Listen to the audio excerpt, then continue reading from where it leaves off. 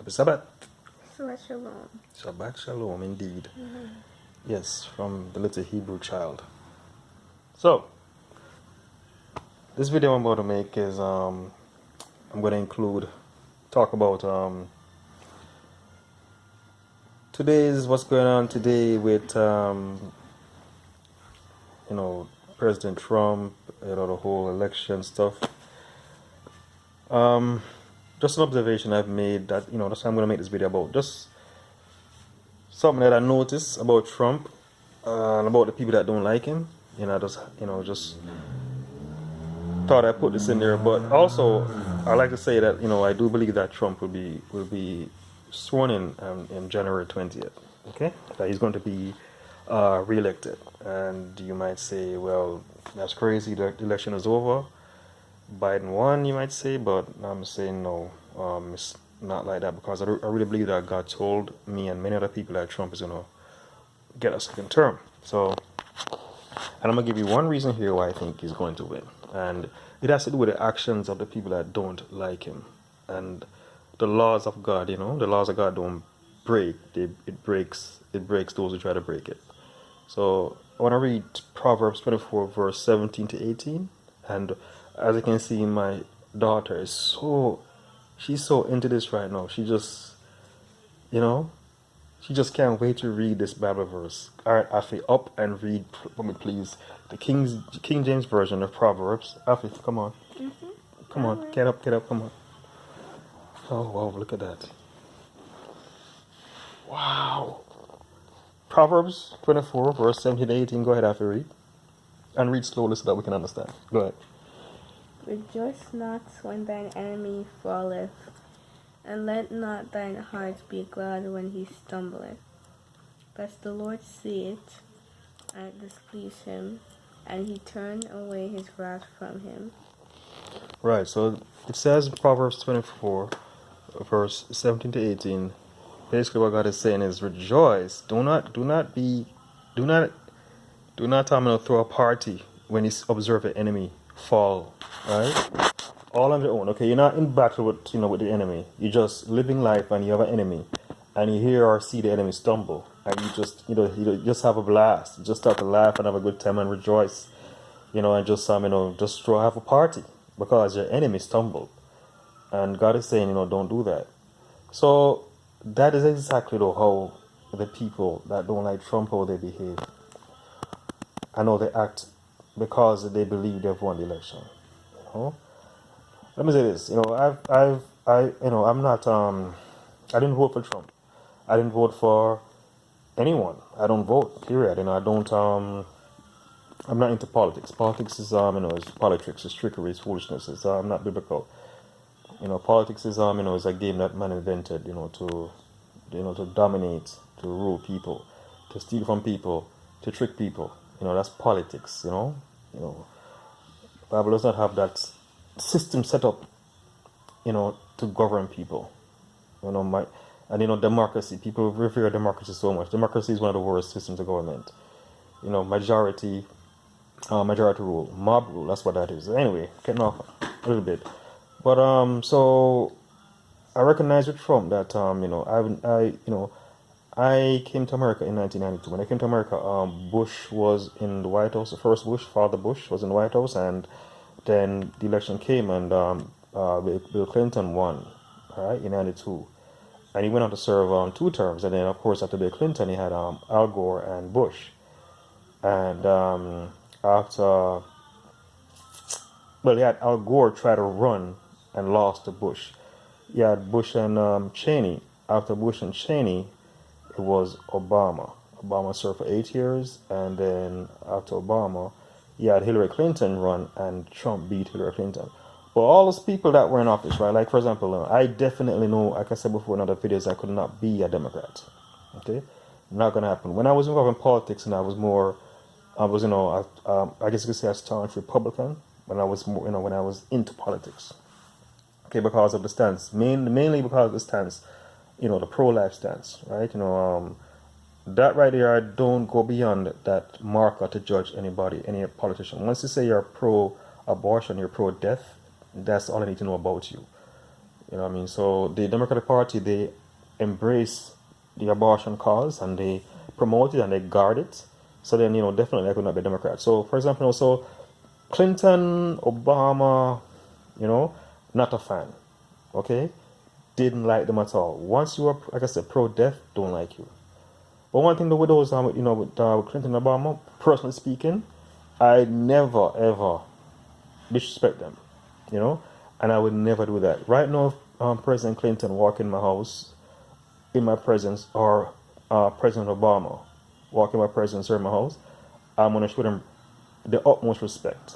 I'll call them Mr. President, right? I'll shake their hand. Not going to embrace them. You know what I'm saying? Not going to do any of that stuff, but I'm going to show them the utmost respect.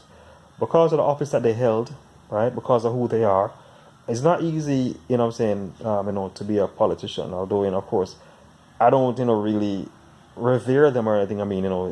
But it's still hard work.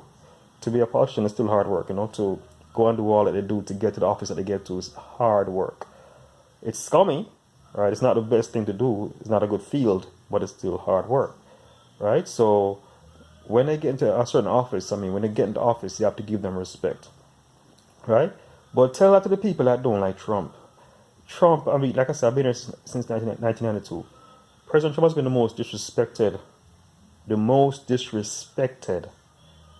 president ever. They have sunk into lows with President Trump. The people that, well, of course, and I can say the left. I could narrow it down to the left, the Democrats, people who are liberals. I could say that, but I'm not gonna really say that. I'm gonna say that just the people that don't like Trump, right? They have disrespected the president, and in that regard, they have disrespected the office of the presidency, right? I've never ever seen anyone make a effigy of another president, right, and behead it, beat it. I've never seen a network. I've seen networks that didn't carry a president's speech, but the majority of networks do, right? I've never seen a network, while the president is speaking, giving a speech, cut in on the president and talk over the president and correct what they think, they're correcting the president. And I saw that the first time I saw that was election night when President Trump came out and was speaking about what's going on in the election. I think it was MSNBC, the moderator or the reporter, cut in and say, they got to correct what the president is saying and blah, blah. The first time I saw that. And then President Trump made a speech at night. He gave a speech about, where he stands on the election as far as, what he's doing and, the progress, whatever he's doing. And the networks did not carry it. Okay? Didn't carry it. And I actually got the video and, put it on my channel for people to see it. Of course, other people did that too. Those who wanted to see it would see it. But the level of disrespect that people have shown to Trump, they don't realize that, he is in the office of the presidency, right? And they think that they can disrespect that office via Trump. They can disrespect Trump and the office is still sacred. No, when they disrespect the president's in the president's office, when they put their man in there, aka Biden, right? When they put him in there, you think that people are going to look at the office the same way? They have defiled the office of the presidency.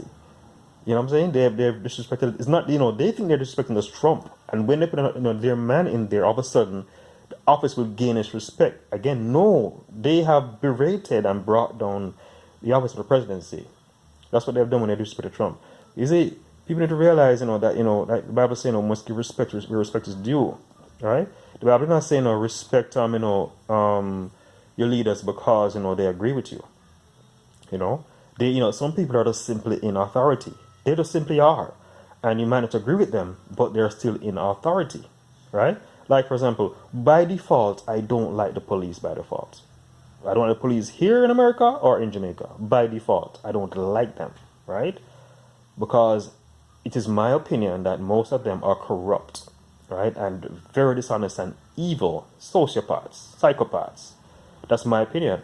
But when I see a policeman, do I call him, hey, sociopath, psychopath, killer, murderer? Do I say that? No. Because of the position that they hold, because of the power that they have, the authority that they have. You know what I'm saying? When they say do this, do that, You do it as much as you can within reason, not endangering yourself or them, and then move on with life. Because they are, whether you like it or not, they are in that position, right? And then they, and it's just the way it is. You are not in that position. They are giving you authority over you, and full stop, and that's it. So as much as you can, the Bible says, as much as you can. I'm saying live peaceably with all men, as much as you can, right? Of course, in life, there'll come a point where you have to stand up and fight, physically fight, to defend yourself and family or whatever, or defend your rights, right? There's time for that, right? But in normally in America here, for example, or Jamaica, it's not that every day. You know what I'm saying? There are systems laid out where you have to go through and you do your processes and you get justice, right? It's not the wild west, right? So you see a cop, you respect the cop because of the position and the power. He can make up a very bad day, right? But the president's office is way above a policeman's office position. And for the past 4 years, the people that oppose Trump have been just utterly disrespectful to the president, and now that they think that they've won the election, they're even worse. Okay? But God says, and this is, to them from their perspective that Trump is your enemy. I was an election day, I hear people like rejoicing, that, because they think that Trump has lost, you know what I mean? And I'm like, until the person is sworn into office, the system in America here is not Jamaica where the votes come in election night and the next day the party is thrown out. That's a banana republic. That's foolishness. Okay? How can you vote? How can you win a vote tonight and tomorrow you throw the person out? That's just crazy. They need to change that in Jamaica. Okay? That's the banana republic method of doing things. You can't have an election tonight and the next day you throw somebody out. You change out all administration. The next day, no, they need to take that banana republic method out of practice. So be careful. When you have an enemy and you're not at war, you just have an enemy, and you see your enemy stumble, you think that your enemy has lost, you start to rejoice. God say, no, you know what? I'll see, and I just might turn away my wrath from your enemy just because you're rejoicing. Okay? Just because you're rejoicing. So that's just one reason why I believe that Trump will be sworn back in. And it's a very simple, corny reason to some people, but it's just that, the level of disrespect, the level of level of just utter I don't know, just I've never seen that before. And people have actually, if you can disrespect Trump like that, when the next president come into office, the bar has been lowered as to what you can do to the president of the United States. They lower the bar way, way, way down. And you know what? Biden cannot bring it back up. Impossible. Trump has to actually stay in there and fix it. Bring it back up to where it was. So, that's so I'm tired. That's the video for tonight. So, Afi, you have any questions? I asked before. God didn't hit him before, but it says here he turned his wrath away from him, but didn't hit him before. Right, but I'm just saying though that I'm not saying that God hates Trump. What I'm saying is that to them he is their enemy. You understand? Mm-hmm. So it applies to anybody who has an enemy. Do you understand? Mm-hmm. And you're not physically in combat, you're just living life. Your enemy is there, you're here. Anybody, anyone, good or bad, this is a rule that God has for us, for humanity. If you have an enemy and the enemy stumbles, do not rejoice when they stumble. God doesn't want to make the enemy stumble, or you think the person has stumbled. God is the one that has done that in your eyes, right? Mm-hmm. God is saying, do not rejoice over that. Just move on ahead. Because it's not you that did it, it's God that did it. So God says, okay, because you rejoice, right, I will take away my wrath from off your enemy, right? Because you will rejoice and lift your enemy back up in your eyes. Are you going to see your enemy rise back up? Which, again, I think that's what's going to happen with Trump. Because they are so excessive in their tribulation to a point of wickedness, I think, a point of utter disrespect, that God is going to turn his wrath away from Trump as they see it. You understand? Anything else? Mm-mm. No, you need a pillow, or what? You need anything you need? A blanket? No. A blanket? No. You sure? Mm-hmm. Oh, okay, I'm just checking. I mean, you look so, relaxed and everything. So, yeah. Have a good night. Jesus Christ is the Lord. Don't you know?